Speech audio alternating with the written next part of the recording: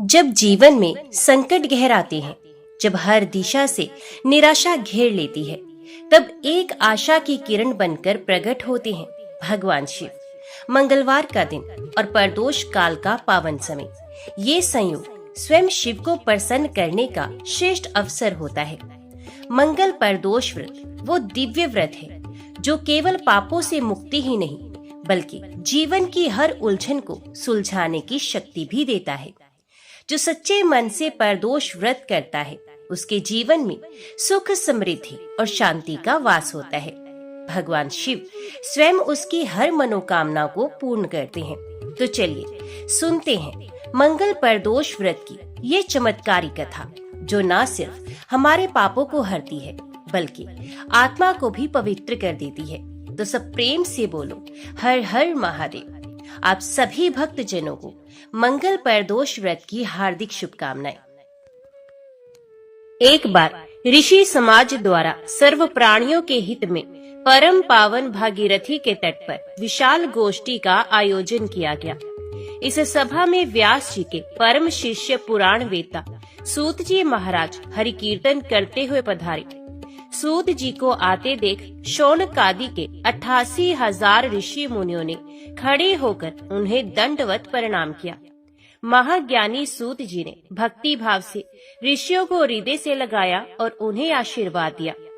विद्वान ऋषिगण और सभी शिष्य आसन पर विराजमान हुए।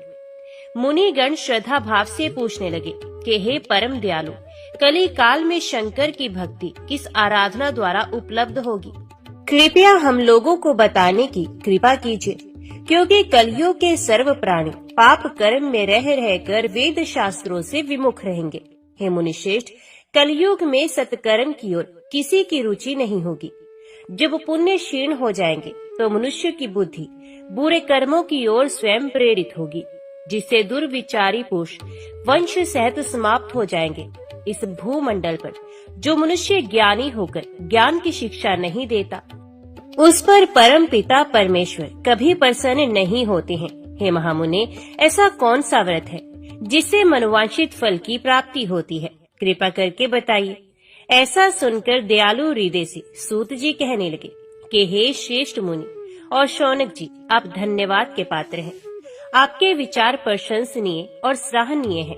आप वैष्णव अग्रगण्य हैं, क्योंकि आपके हृदय में सदा परहित की भावना समाहित है। इसलिए हे शौनकादि ऋषियों, सुनो, मैं उस व्रत के बारे में बताता हूँ जिसे करने से सभी पापों से मुक्ति मिलती है। धन वृद्धि, दुख विनाशक, सुख प्राप्त कराने वाला, संतान देने वाला और मनोवांछित फल की प्राप्ति कराने वाला व्रत होता है।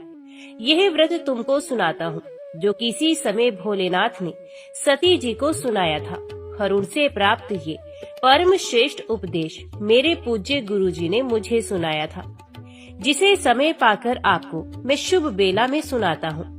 सूत जी कहने लगे कि आयु वृद्धि, स्वास्थ्य लाभ के लिए त्रयोदशी का व्रत करें। इस व्रत की विधि इस प्रकार है। सुबह स्नान कर निराहार व्रत करें, शिव जी का ध्यान करें, शिव मंदिर में जाकर भोलेनाथ की पूजा करें।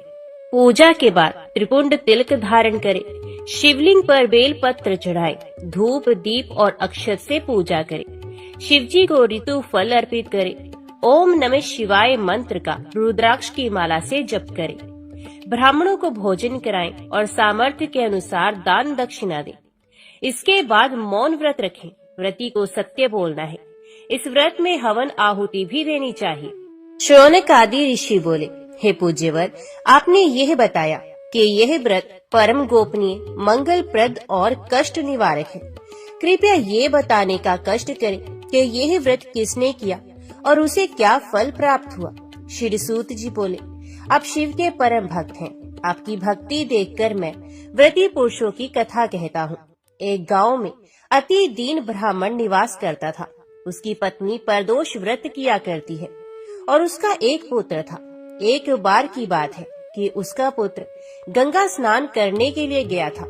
मार्ग में उसे चोरों ने घेर लिया और वे कहने लगे कि हम तुझे मारेंगे, नहीं तो तू अपने पिता का गुप्त धन बतला दे।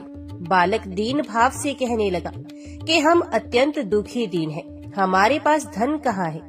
चोर फिर कहने लगे कि तेरे पास पोटली में क्या बंधा है? बालक ने उत्तर दिया कि मेरी माता ने मुझे रोटी बनाकर बांध कर दी है।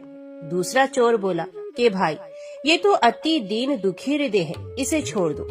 बालक इतनी बात सुनकर वहाँ से जाने लगा और एक नगर में पहुँचा। नगर के पास एक बरगद का पेड़ था।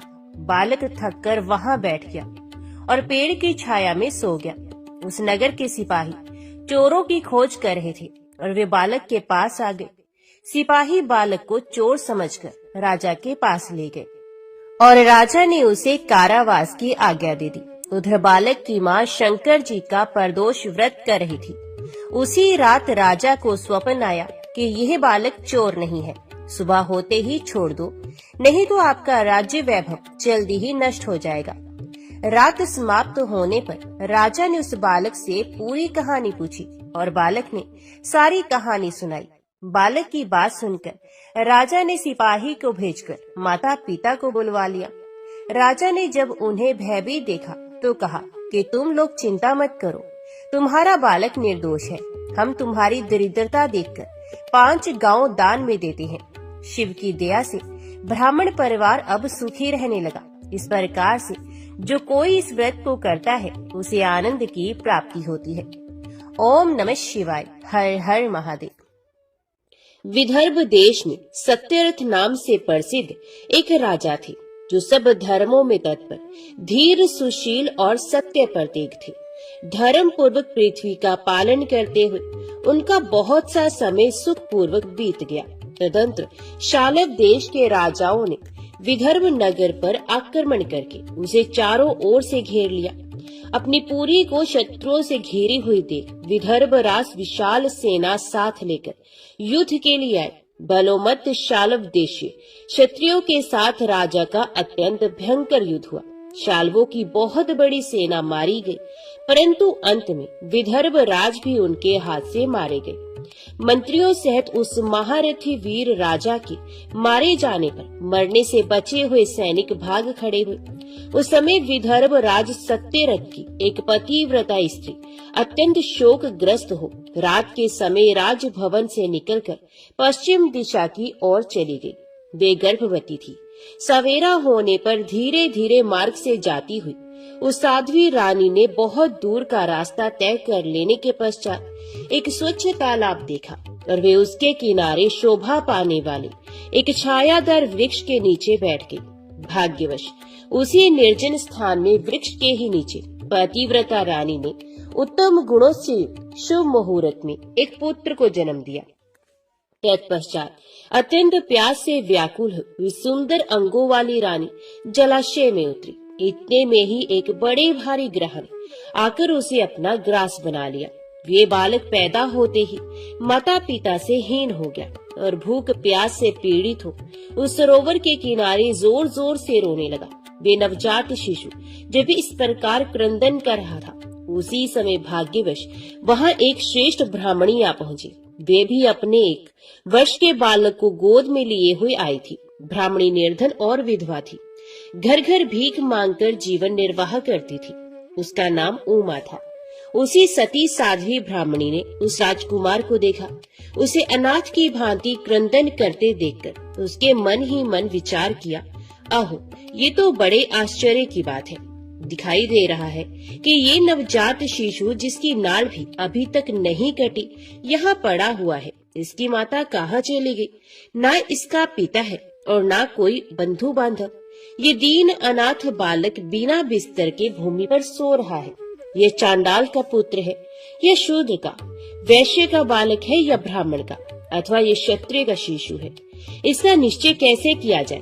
मैं इस शिशु को उठाकर अपने सगे पुत्र की तरह अवश्य पालन कर सकती हूँ, परंतु ये किस कुल का है, ये ना जानने के कारण इसे छूने का साहस नहीं होता।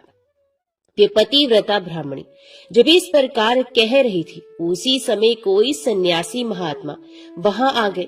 वे ऐसे जान पड़ते थे मानो साक्षात शंकर हो।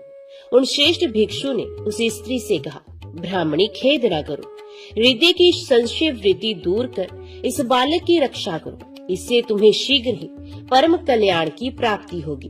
इतना कहकर वे दयालु भिक्षु तुरंत वहां से चले गए। उनके जाने के बाद ब्राह्मणी ने विश्वास पूर्वक उस बालक को लेकर अपने घर की ओर प्रस्थान किया। उस राजकुमार का ब्राह्मणी ने अपने बेटे के समान ही पालन पोषण किया। एक चक्रा नामक नगर में उस ब्राह्मणी का घर था। ये भिक्षा के अन्न से ही अपने पुत्र और राजकुमार को भी पालने लगी। ब्राह्मणों ने ब्राह्मणी के तथा राजा के भी पुत्र का संस्कार कर दिया। वे दोनों सर्वत्र सम्मानित होकर दिन दिन बढ़ने लगे। समय आने पर उनका उपनयन संस्कार हुआ। अब वे दोनों बालक एक साथ रहकर नियमों का पालन करने लगे। दोनों माता के साथ प्रतिदिन भिक्षा के लिए जाते थे।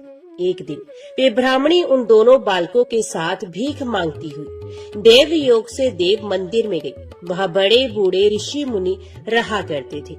उन दोनों बालकों को देखकर परम बुद्धिमान शांडिल्य नामक मुनि ने कहा, अहो, देव का बल बड़ा विचित्र है। कर्मों का उल्लंघन करना किसी भी जीव के लिए अत्यंत कठिन है। देखो ना, ये बालक दूसरी माता की शरण लेकर भिक्षा से जीवन निर्वाह करता है। इस ब्राह्मणी को ही श्रेष्ठ माता के रूप में पाकर ब्राह्मण बालक के साथ ब्राह्मण भाव को प्राप्त हो गया है। शांडिल्य मुनि का ये वचन सुनकर ब्राह्मणी को बड़ा विस्मय हुआ। उसने भरी सभा में मुनि को प्रणाम करके पूछा, ब्राह्मण, एक सन्यासी के कहने से मैं इस बालक को अपने घर ले आई हूँ। यद्यपि अभी तक इसके कुल का पता नहीं चला, तथापि मैं पुत्र की भांति इसका पालन पोषण करती हूँ। आप ज्ञान के नेत्रों से देखते हैं, अतः आपसे मैं ये जानना चाहती हूँ कि ये बालक किस कुल में उत्पन्न हुआ है, फिर इसके माता पिता कौन है। तो मुनि कहने लगे, ये विदर्भ देश के राजा का पुत्र है। इतना कहकर मुनि ने उस बालक के पिता के युद्ध में मारे जाने तथा उसकी माता के ग्रह द्वारा ग्रस्त होने का सब समाचार पूर्ण रूप से बता दिया। ये सुनकर ब्राह्मणी को और भी आश्चर्य हुआ। तो उसने फिर प्रश्न किया, महामुनि, वे राजा संपूर्ण भोगों को छोड़कर युद्ध में क्यों मरे और इस बालक को दरिद्रता कैसे प्राप्त हुई? अब दरिद्रता को पूर्णतः नष्ट करके ये पुनः राज्य कैसे प्राप्त करेगा? मेरा ये पुत्र भी भिक्षा से ही जीवन निर्वाह करता है। तो इसकी दरिद्रता के निवारण का भी क्या कोई उपाय है? ये बताने की कृपा करें। शांडिल्य मुनि ने कहा, इस राजकुमार के पिता विदर्भ राज पूर्व जन्म में पांड्य देश के श्रेष्ठ राजा थे। ये सब धर्मों के ज्ञाता थे और संपूर्ण पृथ्वी का धर्म पूर्वक पालन करते थे। एक दिन प्रदोष काल में राजा भगवान शंकर का पूजन कर रहे थे और बड़ी भक्ति से त्रिलोकीनाथ महादेव जी की आराधना में संलग्न थे। उसी समय नगर में सब और बड़ा भारी कोलाहल मचा। उस उत्कट शब्द को सुनकर राजा ने बीच में ही भगवान शंकर की पूजा छोड़ दी और नगर में शोभ फैलने की आशंका से राजभवन से बाहर निकल गए। इसी समय राजा का महाबली मंत्री शत्रु को पकड़कर उनके समीप ले आया। वे शत्रु पांड्य राज का ही सामंत था। उसे देखकर राजा ने क्रोध पूर्वक उसका मस्तक कटवा दिया। शिव पूजा छोड़कर नियम को समाप्त किए बिना ही राजा ने रात में भोजन भी कर लिया। इसी प्रकार राजकुमार भी प्रदोष काल में शिवजी की पूजा किए बिना ही भोजन करके सो गया। वही राजा दूसरे जन्म में विदर्भ राजा हुआ। शिवजी की पूजा में विघ्न होने के कारण शत्रु ने उसके सुख भोग के बीच में ही मार डाला। पूर्व जन्म में जो उसका पुत्र था वही इस जन्म में भी हुआ है। शिवजी की पूजा का उल्लंघन करने के कारण ये दरिद्रता को प्राप्त हुआ है। इसकी माता ने पूर्व जन्म में छल से अपनी सोत को मार डाला था। उस महान पाप के कारण ही वह इस जन्म में ग्रह के द्वारा मारी गई। मैं सत्य कहता हूँ, परलोक में हित की बात कहता हूँ, शास्त्रों का सार एवं उपनिषदों का हृदय कहता हूँ। इस भयंकर असार संसार को प्राप्त हुए जीव के लिए ईश्वर के चरणार विंदों की सेवा ही सार वस्तु है। जो प्रदोष काल में अन्नचित होकर परमेश्वर के चरणारविंदों की पूजा करते हैं, विसी संसार में सदा बढ़ने वाले धन धान्य स्त्री पुत्र सौभाग्य और संपत्ति के द्वारा सबसे बढ़कर होते हैं। ब्राह्मणी, ये तुम्हारा पुत्र पूर्व जन्म में उत्तम ब्राह्मण था। इसने सारी आयु केवल दान लेने में बिताई है, यज्ञ आदि सत्कर्म नहीं किए हैं, इसलिए ये दरिद्रता को प्राप्त हुआ है। उस दोष का निवारण करने के लिए अब ये भगवान शंकर की शरण में जाए। मुनि के इस प्रकार कहने पर साध्वी ब्राह्मणी ने उन्हें प्रणाम करके शिव पूजन की विधि का क्रम पूछा। शांडिल्य मुनि ने कहा, दोनों पक्षों की त्रयोदशी को मनुष्य जब निराहार रहे तब सूर्यास्त से 3 घड़ी पहले स्नान करे, फिर श्वेत वस्त्र धारण करके धीर पुरुष संध्या और जप आदि नित्य कर्म की विधि पूरी करके मौन हो शास्त्र विधि का पालन करते हुए भगवान शिव की पूजा आरंभ करे। भगवत विग्रह के आगे की भूमि को नए निकाले हुए शुद्ध जल से भली भांति लीप पोत कर सुंदर मंडल बनाए। धोत वस्त्र आदि के द्वारा उस मंडल को सब ओर से घेर दे। ऊपर से चंदोवा आदि लगाकर फल फूल और नवीन अंकुरों से उसको सजा दे। मंडल के मध्य की भूमि में 5 रंगों से विचित्र कमल अंकित करके उसी पर सुस्थिर एवं उत्तम आसन बिछाकर बैठ जाए और हृदय में भक्ति भाव से युक्त हो पूजा की सब सामग्री एकत्रित करे। फिर पवित्र भाव से शास्त्रोक्त मंत्रों द्वारा देवपीठ को आमंत्रित करे। तत्पश्चात आत्म शुद्धि और भूत शुद्धि आदि करके 3 प्राणायाम करे। उसके बाद दिंतुजुट बीज अक्षरों के द्वारा विधि पूर्वक मात्र का न्यास करे। तंत्र परा देवता का ध्यान करके मात्र का न्यास की विधि पूरी करे। फिर परम शिव का ध्यान करके पीठ के वाम भाग में गुरु को प्रणाम करे। दक्षिण भाग में गणेश जी को मस्तक झुकाए। दोनों अंशों और जांघों में धर्म आदि का न्यास करे। नाभि तथा पार्श्व भागों में अधर्म आदि का न्यास करे। तत्पश्चात हृदय में अनंत आदि का न्यास करके देवपीठ पर मंत्र का न्यास करे। आधार शक्ति से लेकर ज्ञानमक तक क्रमश न्यास करके हृदय में एक कमल की भाली भांति भावना करे। वे कमल 9 शक्तियों से युक्त एवं परम सुंदर हो। उसी कमल की कर्णिका में कोटि कोटि चंद्रमाओं के समान प्रकाशमान उमापति भगवान शिव का ध्यान करे। भगवान के 3 नेत्र हैं। मस्तक पर चंद्रमा का मुकुट शोभा पाता है। जटा जूट कुछ कुछ पीला हो गया है। उस पर रतन जटित किरीट सुशोभित है। उनके कंठ में नील चिन्ह है और अंग अंग से उदारता सूचित होती है। सर्पों के हार से उनकी बड़ी शोभा हो रही है। उनके एक हाथ में वरद और दूसरे में अभय की मुद्रा है। ये फरसा धारण करते हैं। उन्होंने नागों का कंकण, केयूर, अंगद तथा मुद्रिका धारण कर रखी है। वे व्याघ्र चरम पहने हुए रतन में सिंहासन पर विराजमान है। उनके वाम भाग में गिरिराज नंदिनी उमा देवी का चिंतन करें। इस प्रकार महादेव जी तथा गिरिजा देवी का ध्यान करके गंध आदि से उनकी मानसिक पूजा करें। 5 वैदिक मंत्रों से गंध आदि द्वारा पूर्वोक्त 5 स्थानों में अथवा हृदय में पूजा करें। फिर मूल मंत्र से 3 बार हृदय में ही पुष्पांजलि दें। उसके बाद सिंहासन पर महादेव जी का पुनः पूजन प्रारंभ करें। पूजा के आरंभ में एकाग्रचित होकर संकल्प पड़े। तदंतर हाथ जोड़कर मन ही मन भगवान शिव का ध्यान एवं आवाहन करें। हे भगवान शंकर, आप ऋण, पातक, दुर्भाग्य और दरिद्रता आदि की निवृत्ति के लिए तथा संपूर्ण पापों का नाश करने के लिए मुझ पर प्रसन्न हो जाइए। मैं दुख और शोक की आग में जल रहा हूँ। संसार भय से पीड़ित हूँ। अनेक प्रकार के रोगों से व्याकुल और दीन हूँ। वृषवाहन, मेरी रक्षा कीजिए। देव देवेश्वर, सबको निर्भय कर देने वाले महादेव जी, आप यहाँ पधारिए और मेरी की हुई इस पूजा को पार्वती देवी जी के साथ ग्रहण कीजिए। इस प्रकार संकल्प और आवाहन करके पूजा आरंभ करनी चाहिए। तत्पश्चात मनुष्य एकाग्रचित हो रुद्र सूक्त का पाठ करते हुए वहां स्थापित किए हुए शंख के जल से और पंच अमृत से महादेव जी का अभिषेक करके भांति भांति के मंत्रों से आसन आदि उपचारों को समर्पित करे। भावना द्वारा दिव्य वस्त्रों से विभूषित स्वर्ण सिंहासन की कल्पना करें और उसी पर भगवान को विराजमान करके अष्टगुण युक्त अर्घ्य और पादम निवेदन करें। फिर शुद्ध जल से आचमन कराकर मधु पर्क दे। उसके बाद पुण्य आचमन के लिए जल देकर मंत्रोच्चारण पूर्वक स्नान कराएं। फिर यज्ञोपवीत वस्त्र और आभूषण अर्पण करें। परम पवित्र अष्टांग युक्त चंदन चढ़ावे। बिल्व, मदार, लाल कमल, धतूर, कने, सरई का फूल, चमेली, कुशा, अपामार्ग, तुलसी, जूही, चंपा, भटकटैया और करवीर के फूलों से जितने मिल जाए उन सबको शिव उपासक भगवान शिव पर चढ़ाएं। इनके अतिरिक्त भी नाना प्रकार के सुगंधित पुष्प निवेदन करें। तत्पश्चात लाल चंदन से उत्पन्न धूप और निर्मल दीप समर्पित करें। उसके बाद हाथ धोकर घी, नमकीन और साग मिठाई, पुआ, शक्कर तथा गुड़ के बने हुए पदार्थ एवं खीर का नैवेद्य भोग लगाएं। मधु, दही और जल भी अर्पण करें। उस खीर का ही मंत्र द्वारा प्रज्वलित की हुई अग्नि में हवन करें। ये होम शास्त्रोक्त विधि से आचार्य के कथन अनुसार संपन्न करना चाहिए।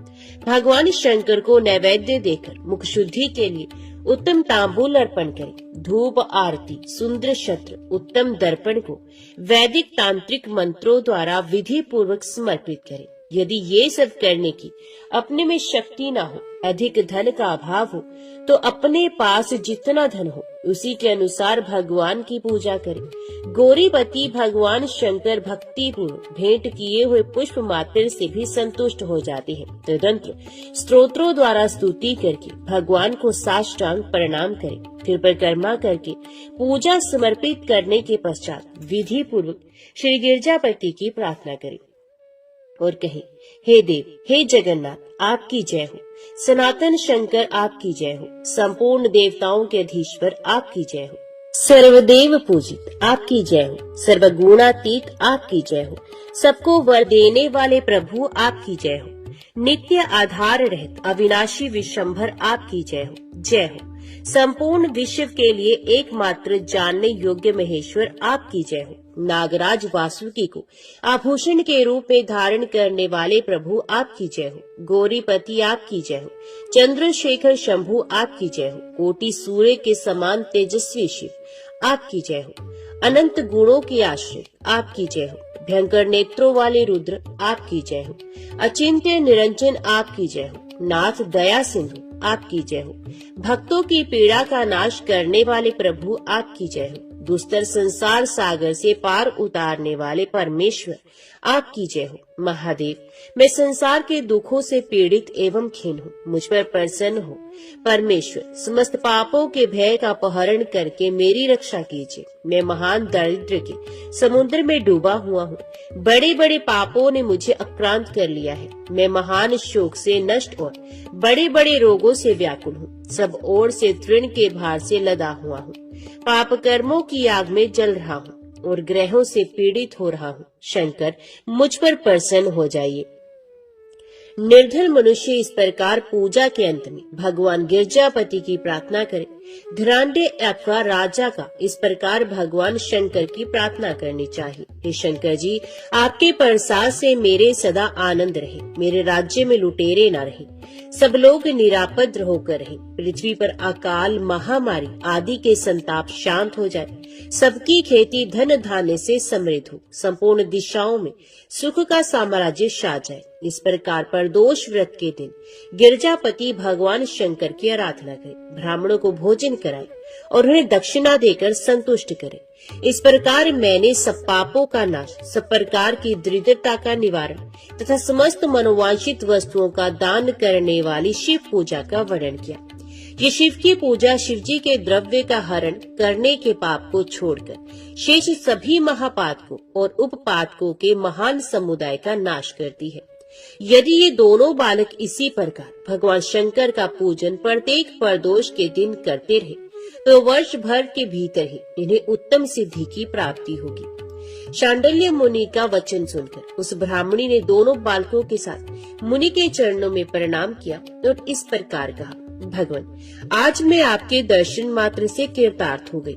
ये दोनों बालक आज से आपकी शरण में है। ब्राह्मण, ये मेरा पुत्र है और इसका नाम शुचिव्रत है और ये राजकुमार है जिसका नाम मैंने धर्मगुप्त रख दिया है। ये दोनों बालक और मैं सभी आपके चरणों के दास हैं।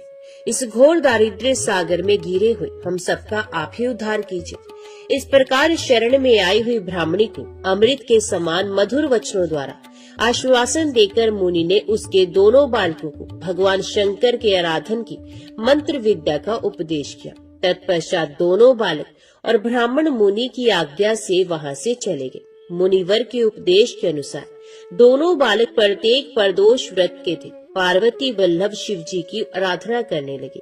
इस प्रकार शिव पूजा करते हुए द्विज कुमार और राजकुमार के 4 महीने सुखपूर्वक बीत गए। एक दिन द्विज कुमार राजकुमार को साथ लिए बिना ही नदी के तट पर स्नान करने के लिए चले गया और वहाँ मौज से देर तक इधर उधर घूमता रहा। वहाँ झरने के जल से आघात से खाई की भूमि कट जाने से उसमें गड़ा हुआ एक बड़ा भारी खजाने का कलश चमक रहा था, जिस पर ब्राह्मण कुमार की दृष्टि पड़ी। उसे देखकर वे सहसा हर्ष और कौतूहल में भरकर उसके समीप गया और उसे देवता के प्रसाद से प्राप्त हुआ मानकर सर पर लेकर घर को चल दिया तथा घर के भीतर उस घड़े को रखकर माता से कहा, माँ, ये भगवान शंकर का प्रसाद तो देखो। उन्होंने दया करके घड़े के रूप में ये खजाना दिखला दिया। तब उस पतिव्रता ब्राह्मणी ने राजकुमार को भी बुलाकर कहा, पुत्रो, इस खजाने के घड़े को तुम दोनों आपस में बराबर बराबर बांट लो। माता की बात को सुनकर ब्राह्मण के पुत्र को प्रसन्नता हुई, किंतु राजपुत्र ने उनसे कहा, माँ, ये तुम्हारे ही पुत्र के पुण्य से प्राप्त हुआ है, अतः मैं इस खजाने को बांटकर लेना नहीं चाहता। अपने पुण्य से प्राप्त हुए खजाने का ये स्वयं ही उपभोग करे, वे ही भगवान शंकर मुझ पर भी कृपा करेंगे। इस प्रकार प्रसन्नता पूर्वक भगवान शंकर की पूजा करते हुए उन दोनों कुमारों का उसी घर में 1 वर्ष व्यतीत हो गया। एक दिन राजकुमार उस ब्राह्मण कुमार के साथ वसंत ऋतु में वन में भ्रमण करने के लिए गया। कुछ दूर जाने पर उन्होंने सैकड़ों गंधर्व कन्याओं को परस्पर क्रीड़ा करते हुए देखा। उन्हें देखकर ब्राह्मण कुमार ने दूर से ही राजकुमार से कहा, यहाँ से आगे जाना उचित नहीं, क्योंकि उधर स्त्रियां विहार कर रही हैं। स्वच्छ अंतकरण वाले विद्वान पुरुष स्त्रियों का सामीप्य त्याग देते हैं। ये रमणीय छल करने वाली तथा वाणी द्वारा अनुन्य विनय करने में कुशल है। ये पुरुषों को अपनी दृष्टि मात्र से मोहित करती है, इसलिए अपने धर्म में तत्पर ब्रह्मचारी कभी स्त्रियों के समीप जाकर उनके साथ वार्तालाप न करे। ऐसा कहकर ब्राह्मण कुमार लौट पड़ा और दूर जाकर खड़ा हो गया, किंतु राजकुमार अकेला ही निर्भय होकर स्त्रियों की उस क्रीड़ा स्थली की ओर चला गया। उन गंधर्व कन्याओं में से एक ने राजकुमार को आते देख मन ही मन कुछ विचार किया और सखियों से कहा, सहेलियों, यहाँ से थोड़ी ही दूर पर एक उत्तम वन है, जहाँ विचित्र चंपा, अशोक, पुन्नाग और बकुल आदि वृक्ष खिले हुए हैं। वहाँ जाकर तुम सब लोग फूल तोड़ो, तब तक मैं यहाँ बैठी हूँ। तुम फूलों का संग्रह करके उन्हें यहाँ आ जाना। उसके इस प्रकार आदेश देने पर सखियां वन के भीतर चली गई और वे गंधर्व कन्या राजकुमार पर दृष्टि लगाए वहीं खड़ी रही। उसे देखकर राजकुमार कामदेव के बाणों से पीड़ित हो गया। गंधर्व कन्या ने अपने पास आए हुए राजकुमार को बैठने के लिए कोमल पल्लवों का आसन दिया और पूछा, कमल नयन, तुम कौन हो, किस देश से यहाँ आए हो और किसके पुत्र हो? इस प्रकार पूछने पर राजकुमार ने अपना पूरा परिचय बताया। मैं विदर्भ राज का पुत्र हूँ। मेरे माता पिता बचपन में ही मर गए हैं। शत्रुओं ने मेरे राज्य पर अधिकार जमा लिया है और मैं दूसरे के राज्य में गुजारा करता हूँ। ये सारी बातें बताकर राजकुमार ने उस गंधर्व कन्या से पूछा, सुंदरी, तुम कौन हो, यहाँ तुम्हारा क्या कार्य है और तुम किसकी पुत्री हो? उनके इस प्रकार पूछने पर कन्या ने कहा, महाराज कुमार, एक द्रविक नामक गंधर्व है जो समस्त गंधर्व कुल के अगुआ माने जाते हैं। मैं उन्हीं की पुत्री हूँ और मेरा नाम अंशुमति है। सब सखियों को छोड़कर मैं यहाँ अकेली हूँ। मैं तुम्हारी अभिलाषा जानती हूँ। तुम्हारा मन मुझ में आसक्त हो गया है। इसी प्रकार देव ने मेरे मन में भी तुम्हारे लिए उत्कंठा भर दी है। अब हम दोनों का स्नेह कभी भंग नहीं होना चाहिए। ऐसा कहकर गंधर्व कुमारी ने शीघ्र ही अपने गले से मोती का हार निकालकर प्रेम पूर्वक राजकुमार को भेंट किया। उस अद्भुत हार को देखकर राजकुमार ने पूछा, भीरू, मैं एक बात कहता हूँ, मैं राज्यहीन और निर्धन हूँ, तुम मेरी प्रिया कैसे होना चाहती हो? मूर्ख स्त्री की भांति पिता की आज्ञा का उल्लंघन करके अपनी इच्छा के अनुसार आचरण क्यों करती हो? ये सुनकर गंधर्व कन्या ने कहा, प्रियतम, आपका कहना ठीक है। मैं पिता की आज्ञा के विरुद्ध नहीं जाऊंगी। आप इस समय घर को पधारे और परसों प्रातः काल पुण्य यहीं दर्शन दीजिए। आपसे कुछ हमारा कार्य है।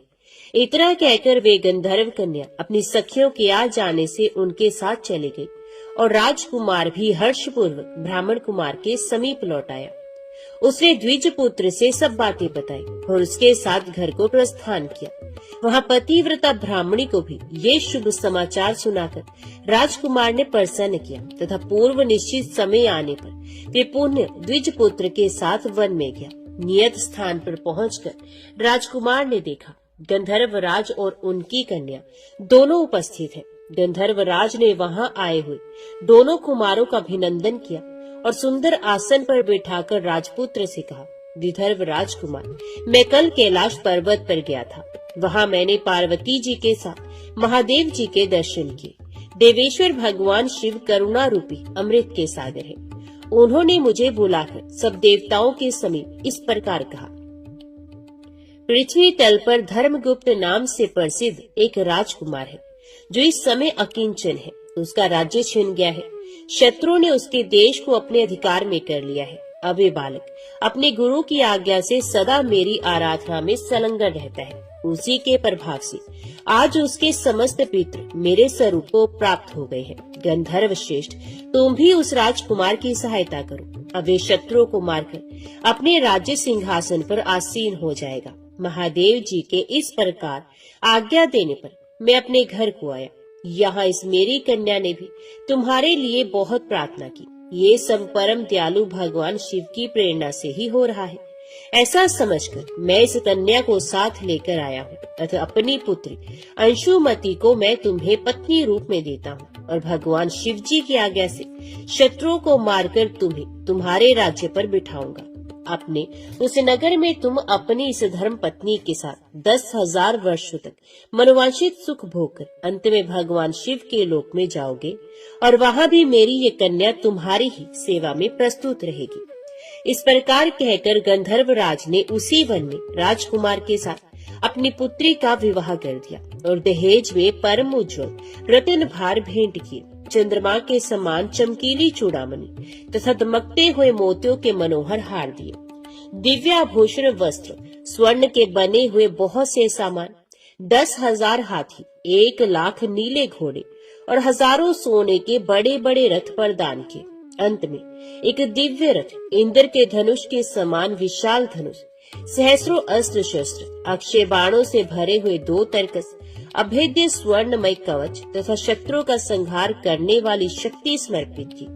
अपनी पुत्री की सेवा के लिए गंधर्वराज ने प्रसन्नचित होकर 5,000 दासियां दी। इतना ही नहीं, राजकुमार की सहायता के लिए उन्होंने अत्यंत उग्र गंधर्वों की चतुरंगणी सेना भी भेंट की। इस प्रकार परम उत्तम संपत्ति को पाकर राजकुमार अपनी मनोवांछित पत्नी के साथ बहुत प्रसन्न हुए।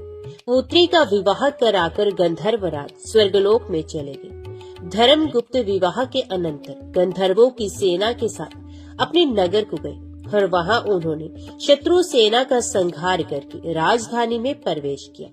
तत्पश्चात श्रेष्ठ ब्राह्मणों और मंत्रियों ने मिलकर राजकुमार का अभिषेक किया और वे रत्नमय सिंहासन पर आरूढ़ होकर अकंटक राज्य का उपभोग करने लगे। जिस ब्राह्मण पत्नी ने उनका अपने पुत्र की भांति पालन किया था, वही उनकी माता हुई। वे द्विज कुमार ही भाई हुआ तथा गंधर्व राजकुमारी अंशुमति महारानी के पद पर प्रतिष्ठित हुई। भगवान शंकर की आराधना करके धर्मगुप्त विदर्भ देश के राजा हो गए। इसी प्रकार दूसरे लोग भी प्रदोष व्रत के दिन गिरजापति की आराधना करके मनोवांछित कामनाओं को प्राप्त कर लेते हैं और देहावसान होने पर परम गति को प्राप्त होते हैं। सूत जी कहते हैं, जो प्रदोष व्रत के परम अद्भुत पुण्य में महात्म्य को उस व्रत के दिन शिव पूजन के पश्चात एकाग्रचित होकर सुनता अथवा पढ़ता है, उसे 100 जन्मों तक कभी दरिद्रता नहीं होती और अंत में वे ज्ञान के ऐश्वर्य से युक्त हो भगवान शंकर के परम धाम को प्राप्त होता है। ओम नमः शिवाय। हर हर महादेव। अभी सुनिए सोमवार व्रत कथा। किसी नगर में एक धनी व्यापारी रहता था। दूर दूर तक उसका व्यापार फैला हुआ था। नगर के सभी लोग उस व्यापारी का सम्मान करते थे। इतना सब कुछ संपन्न होने के बाद भी वे व्यापारी बहुत दुखी था, क्योंकि उसका कोई पुत्र नहीं था, जिस कारण अपने मृत्यु के पश्चात व्यापार के उत्तराधिकारी की चिंता उसे हमेशा सताती रहती थी। पुत्र प्राप्ति की इच्छा से व्यापारी प्रत्येक सोमवार भगवान शिव की व्रत पूजा किया करता था और शाम के समय शिव मंदिर में जाकर शिव जी के सामने घी का दीपक जलाया करता था। उसकी भक्ति देखकर माता पार्वती प्रसन्न हो गई और भगवान शिव से उस व्यापारी की मनोकामना पूर्ण करने का निवेदन किया। भगवान शिव बोले, इस संसार में सबको उसके कर्म के अनुसार फल की प्राप्ति होती है। जो प्राणी जैसा कर्म करते हैं उन्हें वैसा ही फल प्राप्त होता है। शिव जी द्वारा समझाने के बावजूद माता पार्वती नहीं मानी और उस व्यापारी की मनोकामना पूर्ति हेतु वे शिव जी से बार बार अनुरोध करती रही। अंततः माता के आग्रह को देखकर भगवान भोलेनाथ को उस व्यापारी को पुत्र प्राप्ति का वरदान देना ही पड़ा। वरदान देने के पश्चात भोलेनाथ माता पार्वती से बोले, आपके आग्रह करने पर मैंने पुत्र प्राप्ति का वरदान तो दे दिया, परंतु इसका पुत्र केवल 16 वर्ष से अधिक समय तक जीवित नहीं रहेगा। उसी रात भगवान शिव उस व्यापारी के स्वप्न में आए और उसे पुत्र प्राप्ति का वरदान दिया और उसके पुत्र के 16 वर्ष तक जीवित रहने की भी बात बताई। भगवान के वरदान से व्यापारी को खुशी तो हुई, लेकिन पुत्र की अल्प आयु की चिंता ने उस खुशी को नष्ट कर दिया। व्यापारी पहले की तरह सोमवार के दिन भगवान शिव का विधिवत व्रत करता रहा। कुछ महीनों के बाद उसके घर एक अति सुंदर बालक ने जन्म लिया और घर में खुशियां ही खुशियां भर गई। बहुत धूमधाम से पुत्र जन्म का समारोह मनाया गया, परंतु व्यापारी को पुत्र जन्म की अधिक खुशी नहीं हुई, क्योंकि उसे पुत्र की अल्प आयु के रहस्य का पता था। जब पुत्र 12 वर्ष का हुआ तो व्यापारी ने उसे उसके मामा के साथ पढ़ने के लिए वाराणसी भेज दिया। लड़का अपने मामा के साथ शिक्षा प्राप्ति हेतु चल दिया। रास्ते में जहाँ भी मामा भांजे विश्राम हेतु रुकते, वहीं यज्ञ करते और ब्राह्मणों को भोजन कराते। लंबी यात्रा के बाद मामा भांजे एक नगर में पहुँचे। उस दिन नगर के राजा की कन्या का विवाह था, जिस कारण पूरे नगर को सजाया गया था। निश्चित समय पर बारात आ गई, लेकिन वर का पिता अपने बेटे के एक आंख से काने होने के कारण बहुत चिंतित था। उसे भय था कि इस बात का पता चलने पर कहीं राजा विवाह से इनकार न कर दे, इससे उसकी बदनामी भी होगी। जब वर के पिता ने व्यापारी के पुत्र को देखा तो उसके मस्तिष्क में एक विचार आया। उसने सोचा, क्यों न इस लड़के को दूल्हा बनाकर राजकुमार से विवाह करा दूं। विवाह के बाद उसको धन देकर विदा कर दूंगा और राजकुमारी को अपने नगर ले जाऊंगा। वर के पिता ने लड़के के मामा से इस संबंध में बात की। मामा ने धन मिलने के लालच में वर के पिता की बात स्वीकार कर ली। लड़के को दूल्हे का वस्त्र पहनाकर राजकुमारी से विवाह करा दिया गया। राजा ने बहुत सारा धन देकर राजकुमारी को विदा किया। शादी के बाद लड़का जब राजकुमारी के साथ लौट रहा था तो वे सच नहीं छिपा सका और उसने राजकुमारी की ओढ़नी पर लिख दिया, राजकुमारी, तुम्हारा विवाह मेरे साथ हुआ है। मैं तो वाराणसी पढ़ने के लिए जा रहा हूँ और अब तुम्हें जिस नवयुवक की पत्नी बनना पड़ेगा वे एक आंख से काना है।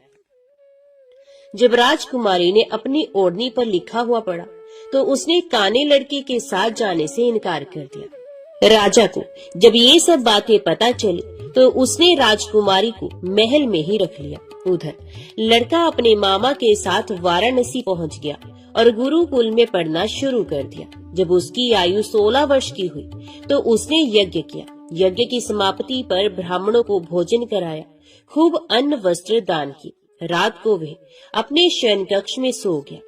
शिव के वरदान के अनुसार शयन अवस्था में ही उसके प्राण पखेरु उड़ गए। सूर्योदय पर मामा मृत भांजे को देखकर रोने पीटने लगा। आसपास के लोग भी एकत्रित होकर दुख प्रकट करने लगे। लड़के के मामा के रोने विलाप करने के स्वर समीप से गुजरते हुए भगवान शिव और माता पार्वती जी ने भी सुने। माता पार्वती ने भगवान शिव से कहा, प्राणनाथ, मुझे इसके रोने के स्वर सहन नहीं हो रहे हैं। आप इस व्यक्ति के कष्ट को अवश्य दूर करें। भगवान शिव ने माता पार्वती के साथ अदृश्य रूप में समीप जाकर देखा तो भोलेनाथ माता पार्वती से बोले, ये तो उसी व्यापारी का पुत्र है जिसे मैंने 16 वर्ष की आयु का वरदान दिया था। इसकी आयु पूरी हो गई है। माँ पार्वती ने फिर भगवान शिव से निवेदन कर उस बालक को जीवन देने का आग्रह किया। माता पार्वती के आग्रह पर भगवान शिव ने उस लड़के को जीवित होने का वरदान दिया और कुछ ही पल में वे जीवित होकर उठ बैठा। शिक्षा समाप्त करके लड़का मामा के साथ अपने नगर की ओर चल दिया। दोनों चलते हुए उसी नगर में पहुंचे जहां उसका विवाह हुआ था। उस नगर में भी यज्ञ का आयोजन किया। समीप से गुजरते हुए नगर के राजा ने यज्ञ का आयोजन देखा और उसने तुरंत ही लड़के और उसके मामा को पहचान लिया। यज्ञ के समाप्त होने पर राजा मामा और लड़के को महल में ले गया और कुछ ही दिन उन्हें महल में रखकर बहुत सा धन, वस्त्र आदि देकर राजकुमारी के साथ विदा कर दिया। इधर भूखे प्यासे रहकर व्यापारी और उसकी पत्नी बेटे की प्रतीक्षा कर रहे थे। उन्होंने प्रतिज्ञा कर रखी थी कि यदि उन्हें अपने बेटे की मृत्यु का समाचार मिला तो दोनों अपने प्राण त्याग देंगे। परंतु जैसे ही उसने बेटे के जीवित वापस लौटने का समाचार सुना तो वे बहुत प्रसन्न हुआ। वे अपनी पत्नी और मित्रों के साथ नगर के द्वार पर पहुंचा। अपने बेटे के विवाह का समाचार सुनकर पुत्र वधू राजकुमारी को देखकर उसकी खुशी का ठिकाना न रहा। उसी रात भगवान शिव ने व्यापारी के स्वप्न में आकर कहा, हे श्रेष्ठी, मैंने तेरे सोमवार के व्रत करने और व्रत कथा सुनने से प्रसन्न होकर तेरे पुत्र को लंबी आयु प्रदान की है। पुत्र की लंबी आयु जानकर व्यापारी बहुत प्रसन्न हुआ। शिव भक्त होने तथा सोमवार का व्रत करने से व्यापारी की सभी मनोकामनाएं पूर्ण हुई।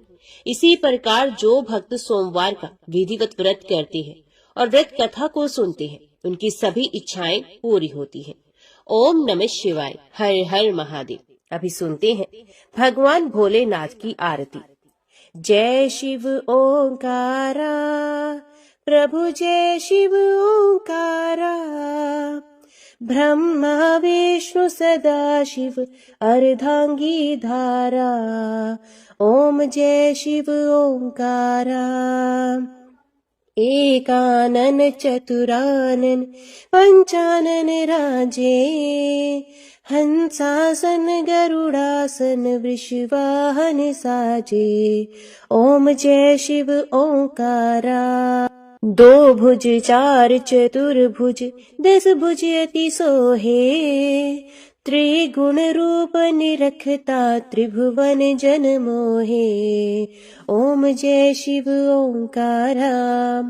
अक्षमाला बनमाला रुंडमाला धारी, चंदन मृग मद सोहे भाले शशिधारी। ओम जय शिव ओंकारा। श्वेतांबर पीतांबर बाघांबर अंगे, सनकादिक करुणादिक भूतादिक संगे।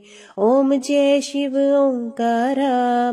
करके मध्य कमंडलू चक्र त्रिशूल धरता, जग करता जग भरता जग संहार करता। ओम जय शिव ओंकारा। ब्रह्मा विष्णु सदा शिव जानत अविवेका, प्रणवाक्षर मध्य ये तीनों एका। ओम जय शिव ओंकारा।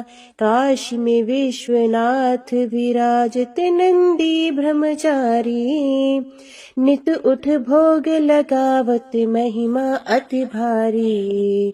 ओम जय शिव ओंकारा। त्रिगुण शिव जी की आरती जो कोई नर गावे, कहत शिवानंद स्वामी मनवांछित फल पावे। ओम जय शिव ओंकारा। ओम जय शिव ओंकारा। स्वामी हरि शिव ओंकारा। ब्रह्मा विष्णु सदा शिव अर्धांगी धारा। ओम जय शिव ओंकारा। ओम नमः शिवाय। हर हर महादेव।